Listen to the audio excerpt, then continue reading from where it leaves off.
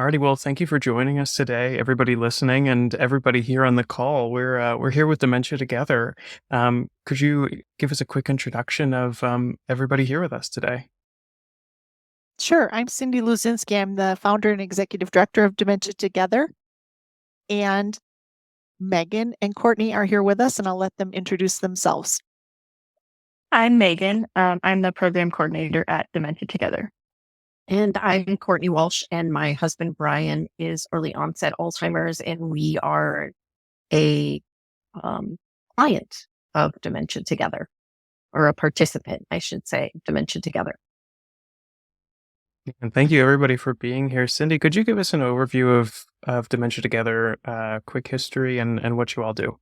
We started Dementia Together as that volunteer initiative back in 2015, and it has grown to become its own nonprofit organization with 6 employees, and we serve more than 2,150 people a year now through our 3 pillars of education, enrichment, and hope.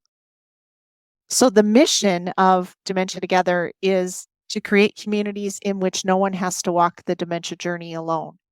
And our vision is that living well with dementia is the expectation and not the exception. And through our education and our enrichment programming, we believe that's how we can help people actually live well or live with lifelong well-being. Yeah, so the B Sharp program has been going for a couple years. Could you give us an overview of what B Sharp is specifically? Sure. As I said, B Sharp Arts Engagement Program started in 2015, and it was with the purpose of keeping people socially engaged, even when dementia was part of the journey.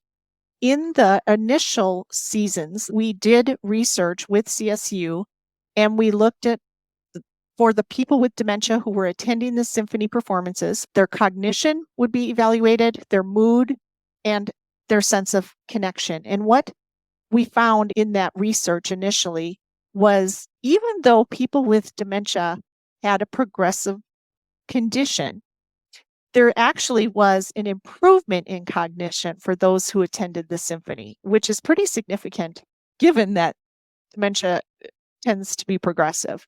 We also found out that care partners who participated felt not just connected to one another and connected to the community, therefore having more hope, but also having more meaningful connection with their loved one. And they noticed that mood was improved with their loved ones after the symphony performances. So the research has supported us continuing this program. And one of the things that we consistently hear with our participants is that they love that sense of normalcy and being part of an event where it's just, going out on a date night or being part of a community where it's not like they're standing out in the crowd. They still can just feel normal, enjoy that music, and leave inspired like everybody else does who attends. Courtney, do you want to talk about your experience with bringing Brian to the symphony? Sure. It's funny, you must have been reading my surveys. You just said everything I would have written. It's better coming from you. Yeah, I would say that the biggest thing is that it is one of the few activities that we've been able to do post-diagnosis or participate in that is truly like going out on a date or having a special evening out, and knowing that we won't be met with anxiety and frustration, and it feels really good, and it lifts both of our spirits, and we get to just feel normal in a crowd and we don't feel any sense of anxiety about going and arriving and seating or any of it. And because all of those things have been acknowledged and put into place, and so we arrive and everything's set up so that it's welcoming and really a great reception coming in, and we feel like we're there on a social occasion with friends, and that comfort is established immediately when we come into that reception, and people are recognized, and there's a very good sense of well-being. So it sets the evening off on the right foot. And when we go in and we're in the whole crowd, we feel like we're part of the audience and we don't feel singled out. And um, it doesn't ever feel like special exceptions are made necessarily, just that we're being brought into that. And it's amazing. And the first time we went, it was just for my benefit mostly to see how that would go. And it was the first one we saw, was happened to be an amazing show.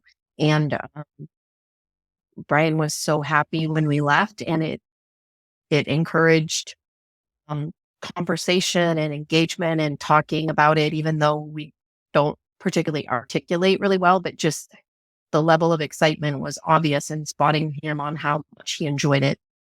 So much so that I actually played that Stravinsky, the Firebird suite over and over and over for a couple weeks after we came, because it was so fresh in his mind how much he enjoyed it. So we love it. And there's, I think, not a lot of activities that we do where we're actually part of the bigger community, and that's important, so important. We do a lot of things that are selective within our group of people, and it's definitely the comfort and the isolation release, but that just makes us feel like we're in the big picture of things and that it's normal, because there's not a lot of those activities where we could go and feel confident and comfortable going in and feel good about being there. Thank you so much for sharing that, Courtney. I'm tearing up a little bit. Megan, did you want to talk about how it is when you're greeting people? Megan is the one where that's kind of at the door at the reception room and gives people their tickets when they get there, typically. And so she gets to see their moods even as they're arriving too, and also collect some of the survey results afterwards. So Mhm. Yeah, it's fun to see everyone kind of dressed up a little bit. And that's some of the feedback that we get, that they enjoy having a reason to get dressed up, kind of like Courtney said, like almost for a date night. And actually, speaking of tears, one of our quotes that we got from a care partner was when she wondered if her spouse could kind of share his thoughts on what he thought about the concert. He said, he simply said, with tears welling up in his eyes, it touched my heart and my brain. And we thought that, was a completely powerful quote. And we have also heard it's something that people wouldn't normally go out and do on their own. So being able to be given this opportunity, especially with the tickets underwritten, is really helpful and something that they absolutely love. And we hear every season that they hope it continues. So as we do too, because we know that all of our people love it. And I love seeing them, like I said, get dressed up, have a night out, an occasion to see other friends, and enjoy the music. Mm-hmm. And it is the donors to the symphony and donors to Dementia Together that make this whole program possible. I believe that the relationship between the symphony and Dementia Together is the best of nonprofit relationships in Northern Colorado. It shows what a difference we all can make together, and that we all are better together. Yeah, and the research findings were clear that for the people living with dementia and their care partners, it was really, really beneficial cognitively and community wise and mood wise. So Yep. we absolutely love it, and we're so glad that we can be a part of it.